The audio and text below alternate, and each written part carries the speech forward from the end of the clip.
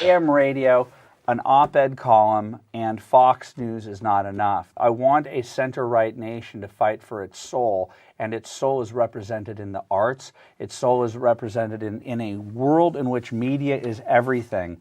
AM radio is the lowest form of communication. It's tinny, it's not robust, it's not Avatar. I want Avatar. I want the right to enter the world of media to the extent and invest in media the way that the left does.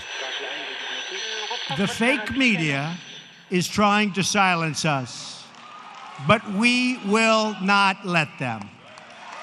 Because the people know the truth. The fake media tried to stop us from going to the White House, but I'm president and they're not. You're listening to the Curt Schilling Podcast, a Breitbart.com podcast.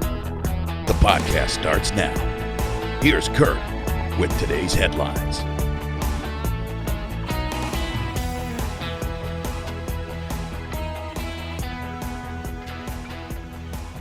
Hey, welcome to another edition of the Curt Schilling Podcast. Thank you, as always, for giving me your time and listening and input and all the things you guys have done.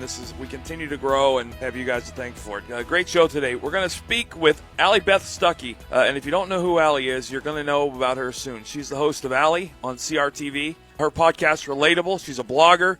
She had one of my favorite moments of the past week. She did a parody interview with Alexandria Ocasio-Cortez. And I had to watch it a second time before I realized it was a parody because the conversation is one that could have been had and wouldn't have seemed out of place. She's hilarious. She's first. Charlie Spiering, our Breitbart White House correspondent, will join me after that. But let's get to the good stuff first. President Trump speaking to one of the most important groups in this country, the Veteran of Foreign Wars, the VFW. Listen to him last night at the United States National Convention. I want to thank the VFW for your devotion to our fallen heroes, unknown soldiers, prisoners of war, and those missing in action and their families. No one better understands the horrors of war than the people in this room. It is the warrior who bears the scars of battle and who prays most fervently for peace. That is why we remember George Washington's advice that the best way to preserve the peace is to be prepared for war.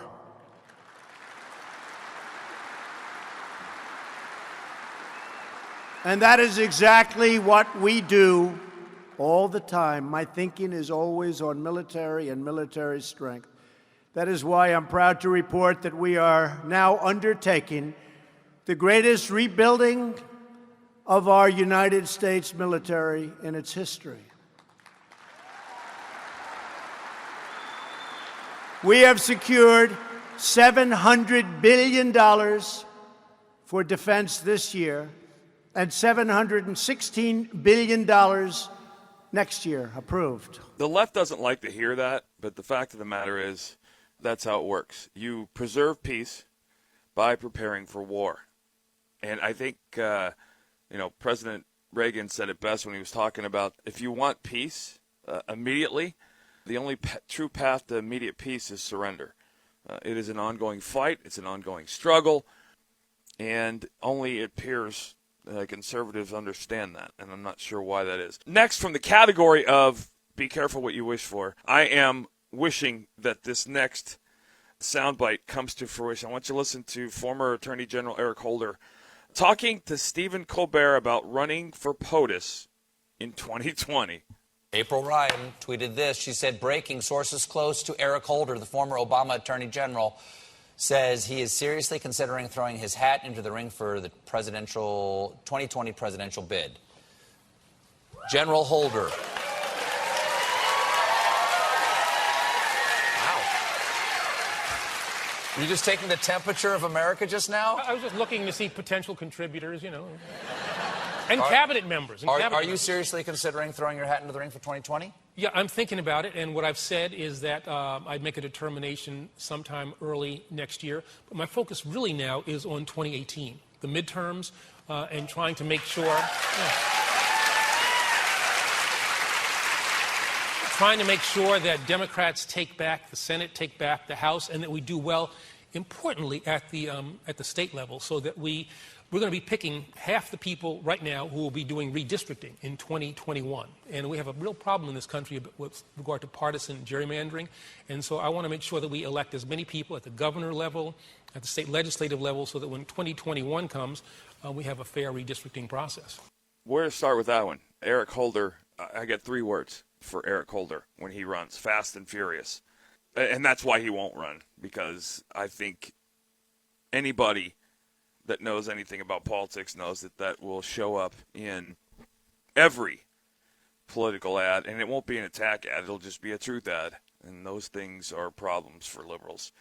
I have said, and I continue to say, when you want to understand what the left is up to or what the left is, just look at what they're screaming about and what they're doing. Their use of Kristallnacht and the Holocaust and World War II and Hitler is horrific and ignorant of actual history, and it's embarrassing.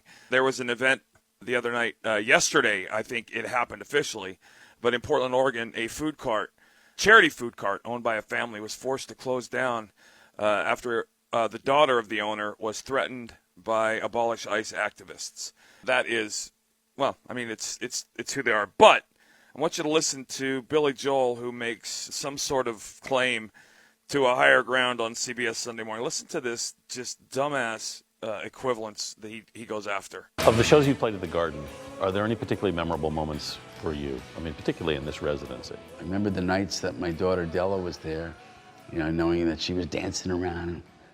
This past year or so, there was the night I wore the Star of David after the Charlottesville incident. You don't usually get political in shows. No, I don't think it's right for me to get up on a soapbox, because that's not why people are there. But you had to do something that night. I had to do something that night. The president said there's some good people on, you know, that did that. No, Nazis aren't good people. It really enraged me, actually. My old man, his family got wiped out. They were slaughtered in Auschwitz. Him and his parents were able to get out. But then he was in the U.S. Army during the war, and fought with Patton and was shot out by Nazis. But my family suffered, and I think I actually have a right to do that. Yeah, so first off, he's a liar, because President Trump didn't call white supremacists or Nazis good people. He was referring to the actual protest that was initially scheduled by freedom of speech people. They were looking to march and protest in defense of freedom of speech. The white supremacist, Aryan nation, skinhead bullshit showed up on its own as an element completely separate from the. But this is just like the gentleman who, the handicapped reporter, who everybody wanted to claim President Trump was mocking, which is untrue. If you watch President Trump mock people, he did the same gesture he's always done when he makes fun of people. He wasn't mocking a handicapped person, he was mocking a reporter. But the left allows themselves to run with these fake-ass narratives and create a faux crisis. And Billy Joel just did it again. Head down to Miami. On CBS 4 out of Miami, there was a news story real quick that both American citizens and illegal immigrants were closing down an intersection to protest and ask for the abolition of ICE. Think about this. Illegal immigrants were protesting for the end of an American law enforcement agency meant to put those people in jail when they don't follow the law. Listen to I mean, it just, you can't make this stuff up. Protesters take to the streets of Miramar, blocking traffic outside the Office of Immigration and Customs Enforcement. And these are live pictures from Chopper 4. Police are now arresting people who are refusing to leave the intersection. Officers allowed them to protest for several hours today, but they started taking people into custody just a short time ago. Now, the protesters are upset over what they're describing as the Trump administration's inhumane treatment of immigrant families, and they want ICE out of their city. CBS 4's Joe Murray is in Miramar with more. Late afternoon through pouring rain, a core group of protesters sat in the middle of the road near the Miramar Immigration and Customs Enforcement building. That followed a full day of demonstrations, some laying down in the street, others forming a human chain in solidarity. Most wore orange T-shirts with the words, "Abolish ICE." We want ICE abolished because this center right here has been criminalized and has put families and small children at risk under this heat as for them to stand there and not have basic human rights. And it's ridiculous that this institution continues to stand here in a community where neighborhoods and families are. Protesters claim undocumented immigrants are forced to wait in the hot sun for hours on end, waiting to be seen for monthly check-in sessions. They have their check-ins from 3 in the morning to they have to stay here till 3 in the afternoon in the sun with no cover, no water. Police blocked the streets leading to the protest site, disrupting traffic into busy Southwest 145th Avenue. We're trying to send the message that this isn't the America that we want. Even if people voted for this guy, and even if, according to the rules of how we elect our presidents, he won the election, this isn't the America that we want. What brought me out is solidarity with people who are trying to come to this country for a better life. And I don't think that should be a crime. Responding to the protests, ICE said U.S. Immigration and Customs fully respects the constitutional rights of all persons to peacefully express their opinions. That said, ICE remains committed to performing its immigration enforcement mission consistent with federal law and agency policy. This is now the second ICE protest in South Florida this week. Demonstrators say they plan to press on protesting President Trump's immigration policies. In Miramar, Joan Murray, CBS 4 News. I don't have a problem. I don't think anybody has a problem with peaceful protests, but laying down the middle of the street is not a peaceful protest. It's stopping people who have jobs from getting to work. Clearly using people that don't have jobs to protest. So, and you heard them all making the false argument and the fake crisis around this is not the country I want. Well, that's fine. And move to another country. Or just peacefully protest. But don't, and I don't have a problem with peaceful protests as long as it doesn't impact or affect my life. And if it does, then I have legal recourse. And these people are going to jail. And that's their right. But I don't know. It's getting frustrating because, and you can also see it's losing steam because and we'll talk to Charlie Spiering, our Breitbart White House correspondent, about later. The approval ratings for President Trump are going up and continuing to prove that the influence of mainstream media is dead, which is a good thing. Finally, this morning, I want you to listen to the gentleman we've had on the show quite a bit, and someone who enrages the left because he is from Eastern Europe. Sebastian Gorka was on Fox and Friends this morning talking about President Trump and his understanding of the Iran situation. Listen up. What do you make of the president yesterday in Kansas City at the VFW convention when talking about Iran now? He said, that country is no longer what it used to be, and now we're ready to make a deal, not like the last deal the last administration did, but a real deal. What's he saying there? Are we getting closer? Did that Twitter tirade actually work? First coming from the Iranians and then going back toward the president? I've always said that's how you talk to dictatorships. Dictatorships don't care about nice protocol language and fancy, meetings in Geneva or Vienna. You hit them hard. You talk straight to them.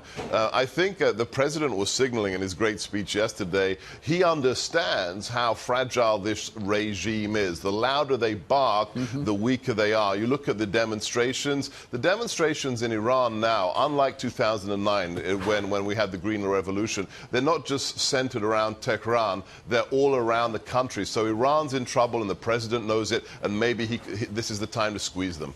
This is, first of all, again, a smart guy on the inner circle, understands what's going on. Anyway, and for those of you out there following along to some of the latest internet sensation, check out Fiji water. I thought it was a very interesting and I don't believe coincidental discussion or mention. Fiji water. Anyway, we're going to take a short break. We'll be back on the other side with Allie Beth Stuckey. Sonny's Corner with Sonny Johnson. Everything in hip-hop is not bad. Kanye agreed with us, so let's love him today until he raps tomorrow and you turn your back. Because if you jump off when the fun of the moment is over, then you are in fact making Kanye the token he is accused of being. So please, Don't do that. Don't go there. Sonny's Corner with Sonny Johnson. Saturday from 1 to 3 p.m. East on Sirius XM Patriot 125. You're listening to the Curt Schilling Podcast. Once again, here's Curt Schilling.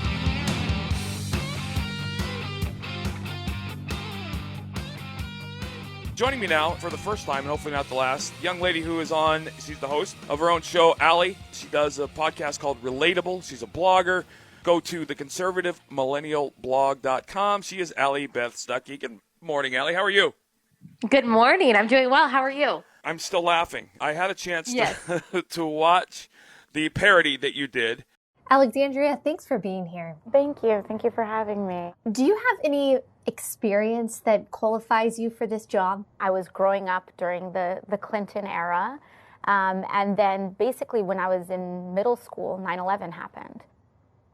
What do you think about what's going on in Venezuela? Just an increasing crisis of humanitarian condition. And to me, it would just be completely unacceptable if that happened on our shores. Well, couldn't that happen here if we adopted socialism? It's hard to say what direction that takes. I told you earlier, I had to watch it a second time to realize that it was a parody, not because of anything that happened other than the fact that Alexandria Ocasio-Cortez, I could see that actual interview happening for real. Exactly, which was why it was so fun to satirize, because my producer and I, like most people in America, watched her original interview that was, it went around, it was viral last week. Everyone on both sides of the aisle was criticizing it.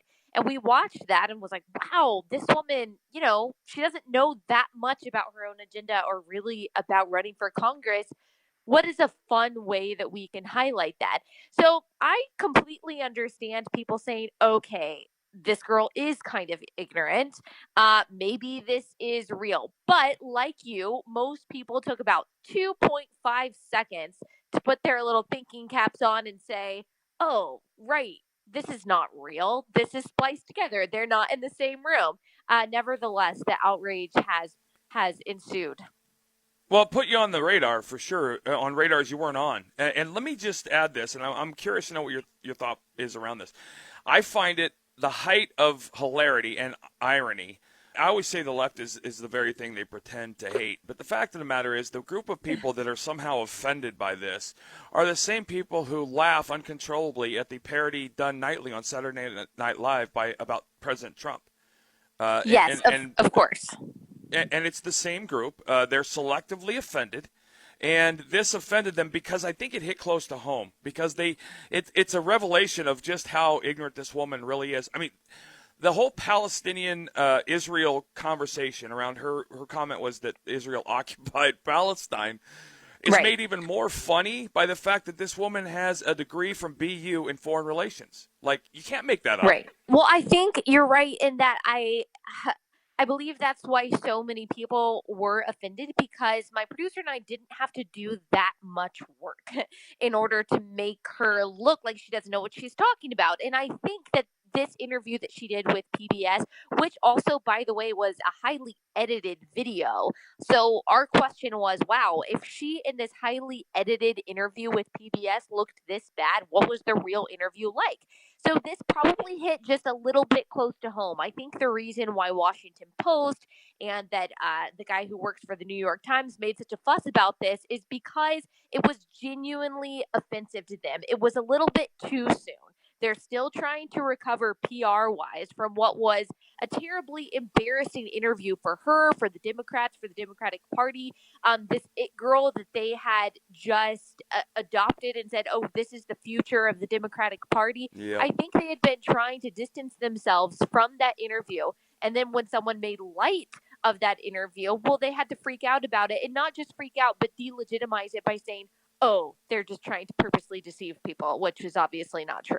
I argue that I have James O'Keefe's Project Veritas's next job is to get the unedited footage of that interview, because that in and of itself could be entertaining, to say the least. Listen, I want to ask you a question. I always kind of make a comment about the comparison between the people on both sides of this fence. There is no more middle ground anymore, and that's unfortunate, but that's just kind of a fact of life. And I wonder what the real world is like for you now, because the left claims to be the party. Well, and it's a legitimate question now, because the left claims to be the party of women, and we clearly know it's not. Right. I mean, there's nothing about the left that is feminine. Feminism is turned into a hatred of white men. I mean, that's what feminism is today. Exactly. And that's fine. But the fact of the matter is, you're a strong, beautiful, independent, intelligent woman. Liberals don't want you to speak. You work at CRTV, and I just came onto this team, and I know that we're a bunch of people who are just trying to get the story out. Whether it's positive or negative, we want to get news out there, and I'm wondering how the world is treating you, given your political affiliations and the fact that you're kind of a rising star. First of all, I'm very glad to be categorized with those women as well. You don't have to. The great thing about being on the right is that you don't have to agree on everything with your fellow conservatives in order to respect their stances and respect who they are. I'm not sure. I honestly don't know if I agree on everything with all of the women on my side. But what I like about our side, like you said, is that we don't engage in groupthink and that we don't engage in identity politics, that I have conservative women friends who call themselves feminists. I don't call myself a feminist, but that's okay. That's just a disagreement. What I care about, like you said, is women who are willing to think for themselves, think independently. And my take has always been that logic is a really short road to conservatism, that once people start thinking logically, then that typically leads you to realize, oh, I don't want the government taking over my life, which is why so many smart people are conservative. Now, the left, like you said, doesn't like that because they want to play the game of identity politics. It's the same for not just if you're a woman like me, but also if you are an immigrant, if you are a Black person. The fact that you don't give in to the Democratic agenda tells them that you are just a sellout, that you couldn't possibly be on the quote right side of history, as they like to say. But it's a false equivalency. Obviously, they say that in order to be an empowered woman, you have to believe in abortion on demand, you have to believe in free birth control, you have to hate this president. And I think what they don't like is people pushing against that and saying, well, actually, I don't believe in those things, and I am a very confident person. So what it's taken for me, I think, is to, when I am attacked, and I haven't been attacked nearly as viciously as Sarah Sanders or Dana Lash or Sarah Palin, but when I am attacked, it's taking on this kind of dismissive tone rather than a defensive tone. Just saying, you know what? Like, there's literally, once you realize, look, liberal mob, there is nothing that you could do to ruin my life. There's nothing that you could do. At the end of the day, even if worse came to worse and you somehow ruined my career and my Twitter account got shut down and all this stuff happened, it would still be okay. That's where having a faith comes in. That's where having values comes in. That's where having a family and friends that you love comes in, that's outside of the world of politics. There is nothing that the liberal mob can do to take that away. They're not going to take away my confidence. They're not going to take away my faith in God. They're not going to take away my sense of humor. So what really, at the end of the day, can they do to me? And once they realize that you don't care, that you're not going to apologize, that you really have no interest in acquiescing and appealing to their outrage, then it starts to get not very fun for them. Because what they want to do is they don't just want you, for example, to stop doing your radio show. They don't just want you to delete your tweet or whatever. They want to ruin your life. They want to make sure that you are never happy again, that you're never successful again, that you can't pursue anything that you want to pursue for the rest of your life. Once they realize that they can't do that to you, I feel like, I mean, who knows? Maybe this isn't true. I haven't been around that long. I feel like they're just kind of like, meh, well, that's not really that fun for us anymore. So that's kind of the attitude that I try to have. This is the same group of people who want historical tweets and past tweets about pedophilia and baby rape and to be fine. Sexual assault to just be, let bygones be bygones. But right. They want to dredge up stories about absolutely nothing and have those be career enders. And I would offer you one piece of advice, and it's always helped me, I think, in all of the things I've done, which is don't ever let people who don't know you, their opinions, change who you are. Most of the people and I say it like this, and I use a personal story. I've been labeled just dismissed off the cuff as a racist. I've never said or done anything racist in my life. That you can, there's no quote, there's no comment, there's no act, there's no situation where I've ever presented even a hint of racism, yet the left has managed to make me a racist based on their narrative. The left can kind of make you who they want you to be in their minds, but they can't make people that know you change their minds about you. And so, don't ever do anything to impress people you don't know, because you'll end up being somebody you're not. And I think that that's great advice. And just to be honest and vulnerable with the audience, of course, I say that I try to be dismissive in all of this stuff. But of course, anyone, and maybe I don't want to be sexist, but maybe especially women in the media like me and on social media, young women, I think that it is hard sometimes. It's certainly hard when you get criticism from people who have influence, especially, and have audiences who judge you based on, and that's the thing that I always try to tell myself is that, okay, Allie, this person has never listened to one of your podcasts. They've never watched one of your videos. They've never read one of your articles. They are basing this judgment off of a preconceived notion of who they want you to be. And you have to let it go. But it is hard. They need you to be the things that they need you to be, because if you're not, if you're honest and forthright and you're a conservative, you destroy the world and the bubble they've created themselves. And let me just be very clear about something as well. It hurt. I'm a human being. I don't like when people say bad things about me. I never will like it. Yeah. But its impact on it, what happens as you get older, you're not dismissive. You just don't allow it to change what you're doing. Yeah, it would be nice if everybody liked me. That's just not realistic. I get that. Where I think you and I probably, and all conservatives, the disproportionate level of hate is kind of eye-opening. When you look at how, listen, I don't hate. Hate is it takes too much energy to hate people, except for maybe bullies and terrorists and pedophiles. I don't really hate anybody. I dislike a lot of people, but that doesn't stop me from having a conversation with them. And on the other side, it's, if you don't abide by our ideology, die. And I just think that that's a huge difference. Now, I can't speak for all of conservatives. I'm sure that there are definitely hateful conservatives out there. Just, there are hateful people on both sides. But you even saw that whole thing with Whoopi Goldberg and Judge Jeanine. And I was talking about this on my podcast, is that who knows, what happened backstage. But what we saw on camera is that Whoopi Goldberg, just as an example, felt justified in her rage and in her hateful attitude towards Judge Jeanine because Judge Jeanine supports the president. And that's the attitude that we see on the left, that all amount of incivility, all amount of rudeness, all amount of cruelty towards a conservative or a Trump supporter is justified, because in their minds, all Trump supporters represent racism, represent white supremacy, represent hatred. And, it's totally fine to stand up to a Nazi. It's totally fine to kick a Nazi out of your restaurant. It's totally fine to be mean and ruin the life of a Nazi, because that makes you a vigilante. So what they've done is painted themselves as heroes and us as enemies. And therefore, anything that they do, no matter how cruel, is justified, because they've made this a fight of right against wrong. And I really do not view liberals like that. I really don't.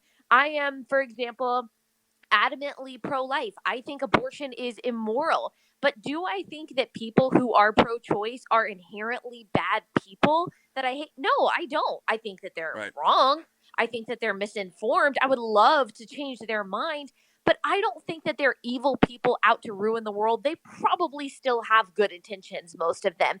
But that is not, I feel like that's not a mentality that we see on the left. Well, it's not reciprocal, because in their minds, it's one and done. It doesn't matter what it is. If there's anything on your radar, if you don't believe in climate change, you're an idiot and a criminal.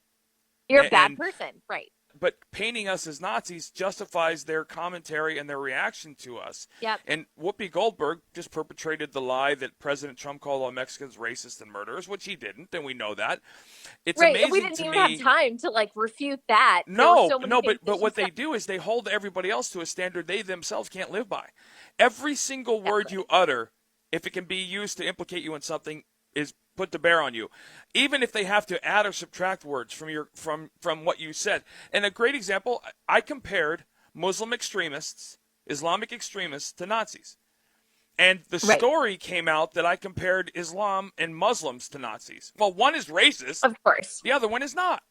And Of course. And And so, what you said isn't even extreme. It's like, oh, no, both it's sides actually kill historically people. true. It's a fact. They were in bed together at the beginning of the Second World War. We all know that. But the fact of the matter is, that's the kind of thing. And it's being perpetrated on a generation of people who have been failed miserably by our education system. They have been brought up in a progressive education system. And you can see their mentality. I posted a picture a couple months, maybe last year, of members of ISIS that were tearing down statues in the Middle East, statues that offended them, and ideology that offended them. And I put it next to a picture of liberals in America tearing down statues in the Confederate States of Confederate soldiers. And I said, what's the difference? Two groups of people who are highly offended by a physical object are going to remove it because it offends them. They are the very thing they purport to hate. And there isn't a middle ground. Here's the thing. It's why we are who we are is because our causes never change. And right now, you're seeing it, the left is defining the topic by what gets more contributions to political campaigns and votes, period. When that dies off, they move on. Right. Well, that's what happens when you have a lack of core principles.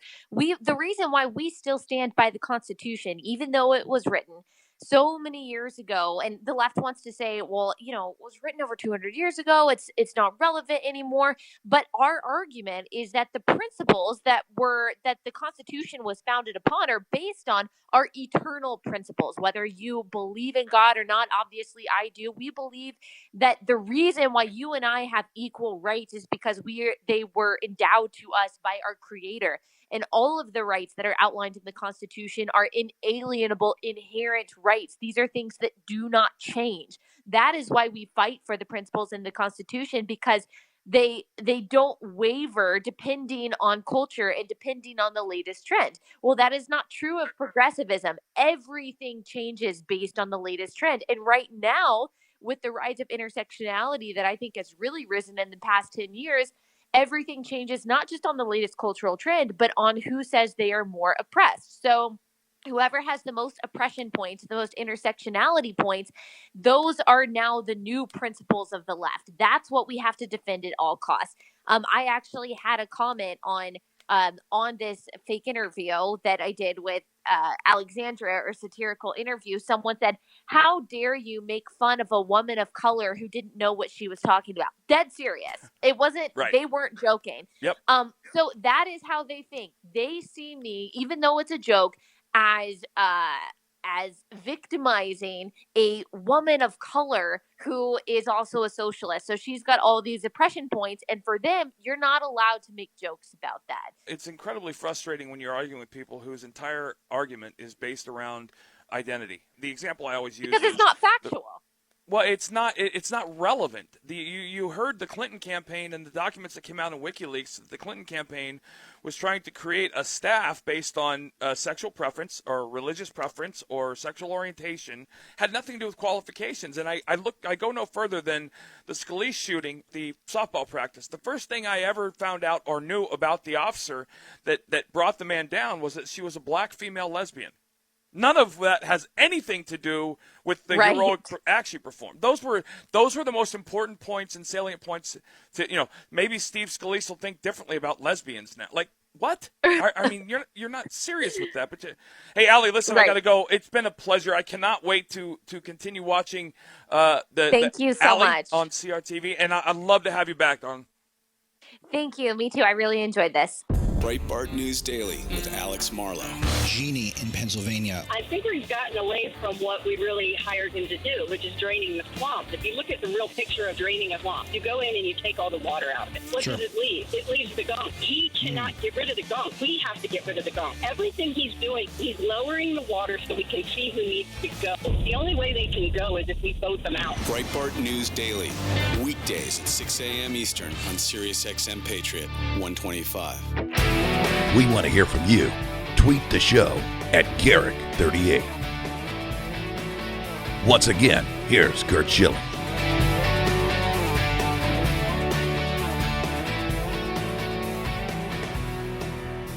Joining me now, as he has many times in the past, the White House correspondent for Breitbart News, Charlie Spiering. Hey, Charlie, how you doing, buddy? Hey, Curt. Thanks for having me back. Hey, it's always a pleasure, man. And I always enjoy and appreciate the time because I know you're busy. So much stuff going on, and the White House press corps continues to be look like someone trying to herd cats when we watch and listen to some of the conversations. One of the topics that I've been knee-deep in studying is the history of trade in this country, starting back in the mid-1700s, talking about tariffs and talking about import-export, how this country has formed its foreign policy as far as trade goes. I've come to realize that the first thing the left would have you believe that I realized, Charlie, is that in a nation of 300 million people, there is no one for all, good for all, or good things are going to be bad things in some cases for other people. And this is no different. When you talk about protectionism and trying to install or instill incoming tariffs or outgoing tariffs to protect American business, somebody's going to get hurt. And I didn't realize this, but it used to be Congress's job to do this. And now that the president has the capability, you have one person negotiating for the whole rather than 50 people negotiating for their own interests. And it's a very different dynamic. And it takes time. And President Trump's a businessman. I want you to talk to me, if you could, about your impressions of his handling of the trade wars, so to speak, and how you see this maybe playing out. It's absolutely one that's very concerning to the administration because, in response to the president's tariffs leveled on China, China leveled tariffs on, the mass quantity agricultural products that our country produces. We produce so much corn and so much soybeans for the rest of the entire world, and China's a huge, huge consumer of our soybean products. And so this is hitting Trump squarely among his biggest supporters, and a lot of Republicans from farm states are reacting strongly to this. They don't like it. They're not happy about it. It's partially why the president's going to Iowa on Thursday. When you look back at the development of our trade policy, initially it was, and they were talking about trade with England and how it came to be, and initially you had 13 different states negotiating 13 different trade policies with one country. The agricultural South and their exports of tobacco and grain and all those things had a very different interest financially than the manufacturing of the North. And so the South didn't want to see tariffs because they were importing such enormous quantities. I don't think that's probably any different now. But the fact of the matter is there is no one-size-fits-all answer, and there's going to be some pain points for somebody somewhere when you're negotiating a global policy. Right, and you see that especially in the West states. There's so much, and another key aspect you have to understand about trade is the lobbyists. All these industries, especially the biggest industries that benefit so much from trade, they're the ones that are lining the lawmakers' pockets. They're the ones driving the trade, the anti-tariff message. And we saw President Trump sort of lash out against that yesterday in his speech to the VFW, complaining that the lobbyists were sort of feeding this narrative that everything was going badly regarding the tariff wars. It's not an overnight thing. This takes time to sort itself out because the markets, the beautiful thing about capitalism and free markets is they generally tend to sort themselves out and they call the weak. Tariffs are not good for consumers anywhere. They just make things cost more for you and I understand that. I also understand that there's a push-pull dynamic here with protectionism tariffs for whatever products, the American widget. Those are in direct opposition. So you've got possibly two people in the same party on opposite sides of the fight for and against tariffs. And anybody that doesn't understand the complexity there is missing. But at the same time, you and I think, realize that we've got an actual businessman in the driver's seat who understands tariffs in a way probably not many politicians in the past have, because his whole life has been built around being successful as it relates to those things. And I'm wondering, is there a different dynamic in the room when talking to a guy like this? He's not a politician. And so when you ask him questions about business, I look at him providing very different answers. Yeah, and the president certainly looks at this in in a way as a businessman, someone providing a product and, negotiating a tough deal. And as you saw on Twitter this morning, he was sort of complaining about the inability of the country to sort of unite around his trade ideas, complaining that, Republicans were sort of undermining his negotiating tactics. And that's what foreign countries certainly think that they can do at this point, is just stall and, waste time and just keep ratcheting up tariffs and thinking that eventually the president's going to fold or eventually he'll do something different. But as he said yesterday, Trump actually said now is the time to play tough on trade. And there may be a little pain, but our economy is doing so well that we can survive the pain and in response we'll get a better deal for long term. I think in his desire to try and make everybody happy, it's a uphill fight. It's not gonna fix itself. He's just got to do it. He's a pragmatist. He's a problem solver, and that's not how politicians generally try and do things. They want everybody to be happy when in fact that's just not possible. So I'm wondering, as we move away from the meeting with Vladimir Putin, many of your colleagues in the room have made this out to be some sort of treasonous act. And the fact that he has invited Putin to the White House to talk. First of all, I'm wondering what your take is on your colleague's response. But secondly, I'm wondering, what do you think about it all? How do you feel about it?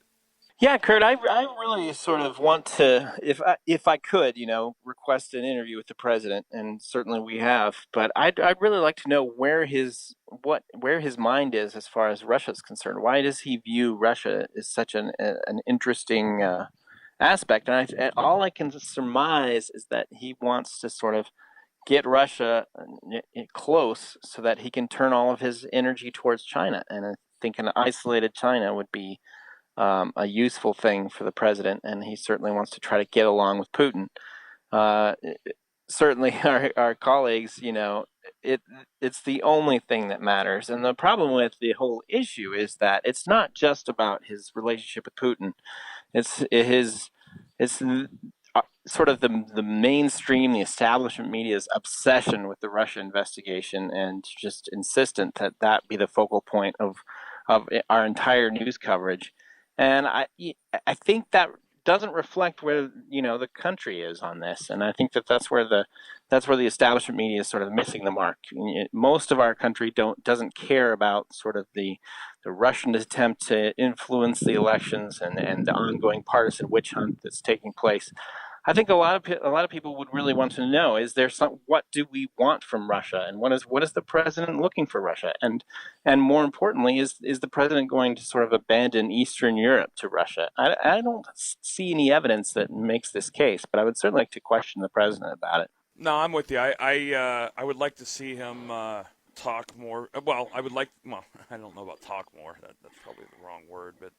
The fact of the matter is, I feel like the left is able to spin his comments in ways that just aren't relevant and aren't actually factually true. And I'm watching. I got to tell you, I'm watching Hollywood just go under from the James Gunn stuff to whatever else is happening. I mean, Bob Menendez, who should be just thankful that his life's still going on, is now coming out and talking about the Cohen-Trump tape, talking about how. It shows an administration that is not transparent, and I'm in my mind I'm thinking, really, Bob, that's where you want to go with this? I mean, given what you've done in your career and what we know, but the hypocrisy is borderline offensive at this point, and it's and I get the feel from some of your colleagues in the room the same thing. I mean, it's very clear to me. Many times when I see someone ask a question that the person asks the question absolutely despises this administration, and it comes off as such. And in that room, given I've always said I feel very comfortable with you being our correspondent because I think that you are as objective as they come, and you have problems with what the president says and does sometimes, and you call him on it. And that's something that just isn't happening enough in other facets of our life, not just with the president. So. Hey, Charlie, thank you, buddy. It's always a pleasure. You bet. Thanks for having me. Winners and losers today. You heard me mention earlier, and I'm just going to stick with them, Senator Robert Menendez, who is, I guess would be the textbook definition of the swamp. A guy who's committed crimes and somehow got his ass off came out yesterday and talked about, he actually used the word transparent. Robert Menendez, talking about the Cohen tape with President Trump, says it goes to show an administration that is not transparent. Let's remember, this is a guy who was brought up on charges, my God, in just about every possible way, shape, and form. But again, it's who we know them to be. They are so phony in the things that they do and say. And my winner today is Brian Kemp. I tweeted this out earlier, and it's a tremendous example of the left. And I said something to the effect that, here's your blue wave. And the fact that Brian Kemp beat Lieutenant Governor Casey Cagle in the Republican runoff for Georgia governor. 69%, by the way, was his vote. That's how much he took. And the fact is that was the candidate Trump backed. And somebody replied back to me, a Republican beating a Republican is not indications of a red wave. And I said, no, that's where you and I differ, because it has nothing to do with the fact that the man has an R in front of his name, and everything with the fact to do with he does what he says he's going to do. And that is the difference.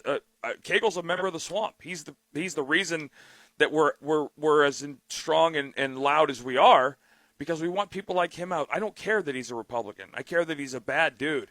And Brian Kemp, with Trump's endorsement, blew him away. And now we need to see, the Georgia Secretary of State will now face off against Democratic nominee Stacey Abrams, which is cool. That's Stacey Abrams. But then they follow this with the thing that the left always does. She's vying to be the first black woman governor ever elected. I don't care that she's a black woman. If she's qualified, I don't care if she's blue. But the fact of the matter is that has nothing to do with who you should be voting for. We did it 2 presidential elections in a row, and look what it did for us. Just vote for the best candidate, damn it. Stop playing around. Anyway, that's it for today, guys. Thank you. Tomorrow, very, very excited, Judicial Watch President Tom Fitton joins us, and they have been out in front of a lot of stuff that you're going to want to pay attention to. So have a good day, guys. God bless. Thanks again to Allie Beth Stuckey, guys. Allie is the host of her own show, Allie. She also does a podcast called Relatable. Find her at theconservativemillennialblog.com, and Charlie Spiering as well. God bless you guys. Have a great day. Catch up with you tomorrow.